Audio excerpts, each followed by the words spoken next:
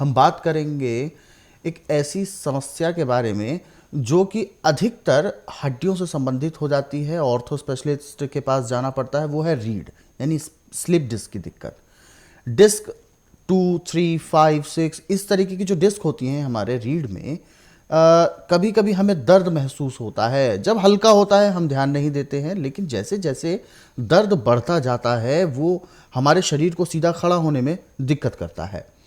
ऐसे में जब डॉक्टर के पास जाया जाता है तो रिपोर्ट में या एक्सरे में ये चीज़ें आती हैं कि रीढ़ की हड्डियों के बीच में गैप आ गया है। और भी कई बातें होती हैं कि मुड़ गई है, कोई नस दब गई है, इस तरीके की जो चीज़ें आती हैं। हालांकि हमें तो पता नहीं होता, डॉक्टर्स के माध्यम से ये चीज़ें बताई जाती हैं। सबसे पहले मैं जानना चाहूँगा कि ये जो तकलीफ़ है स्लिप डिस्क की, ये होती क्यों है, और ये जो डॉक्टर्स के द्वारा हमें जो सलाह दी जाती है, जो रिपोर्ट बताई जाती है, क्या ये बिल्कुल सही होती है? देखिए, मेडिकल रिपोर्ट को तो किसी को भी सही नहीं मानता, अच्छा। क्योंकि मैं हकीम हूँ। जब कोई रोगी अपने कागज लेके आता, मैं कहता हूँ कागज अपने पास रख, मुझे नब्ज दिखा। नब्ज में जो बीमारी पकड़ी जाती है मैं उसको बताता हूँ। वो कहते हैं नहीं जी, डॉक्टर ने तो हमें ये बताया है। भाई डॉक्टर ने जो मर्जी बताया, मुझे जो नब्ज में है मैं तो उसका इलाज करूँगा जी। जब आपके लीवर पे स्वेलिंग आ जाए या चिकनार जम जाए तो आपका खाया पिया पूरा पचता नहीं है। पैंक्री इंसुलिन नहीं बनाती। पेट में जाके जो खाया पिया सड़ता है उससे गैस भयंकर बनती है, कब्ज भयंकर हो जाती है, सुड्डे बन जाते हैं। उसकी गैस जाके रीढ़ की हड्डी में चली जाए तो रीढ़ की हड्डी के जॉइंट खुल जाते हैं। जी।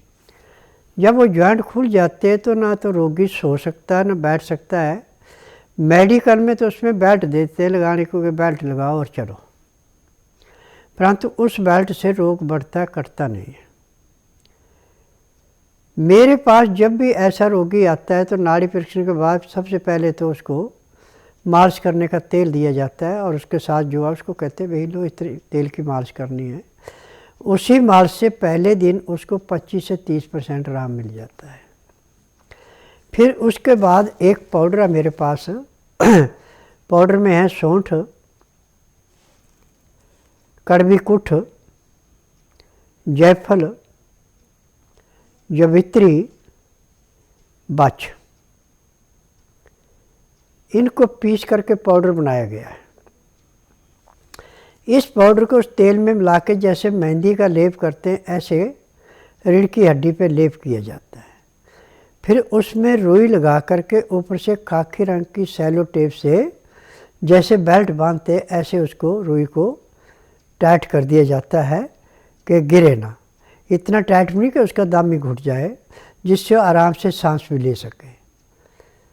तो पट्टी करने के आधे घंटे बाद उसका दर्द बिल्कुल गायब हो जाता है, दर्द का नामो निशान रहता ही नहीं है। फिर उसके बाद एक्यूप्रेशर किया जाता है, उससे जो जॉइंट खुला हुआ है जहाँ हवा रुकी उस हवा को निकाल के जॉइंट बैठा दिया जाता है। किसी को रीढ़ की हड्डी को बैठाने में 15 दिन लगते हैं, किसी को महीना लगता है, इससे फालतू नहीं लगते। बाकी कोई भी रोग है इसको 1 महीने से ज़्यादा दवाई खाने की ज़रूरत नहीं पड़ती। जो बहुत ही लापरवाही है उनका इलाज लंबा चलता है। जो परहेज करते हैं किसी का 15 दिन, किसी का महीना इलाज होता है। अब मेरे पास आज एक लड़का बड़मेर से आया था जिसकी बाईं टांग बिल्कुल काम नहीं कर रही थी और कमर के बेल्ट लगा रखी थी। सोती दफ़ा भी बेल्ट लगा के वो आराम से सो नहीं सकता था और 10 मिनट वो खड़ा नहीं हो सकता था, इतना उसको भयंकर दर्द होता था।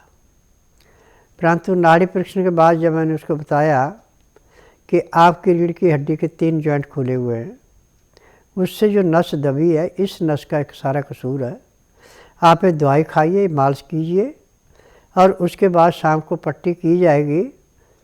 पट्टी करने के बाद आपको बिल्कुल दर्द नहीं रहेगा। लड़का ने माना, उसने दवाई खाई, मालिश करवाई।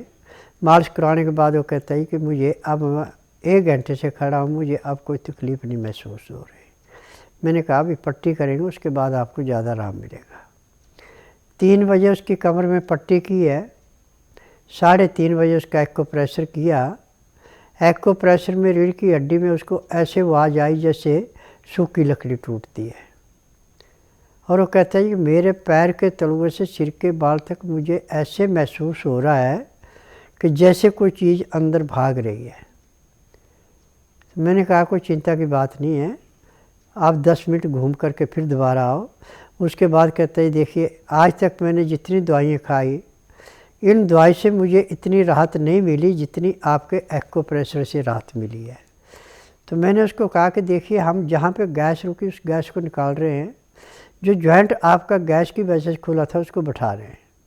जॉइंट अपनी जगह बैठ गया, गैस निकल गई, आपकी रीढ़ की हड्डी ठीक होगी।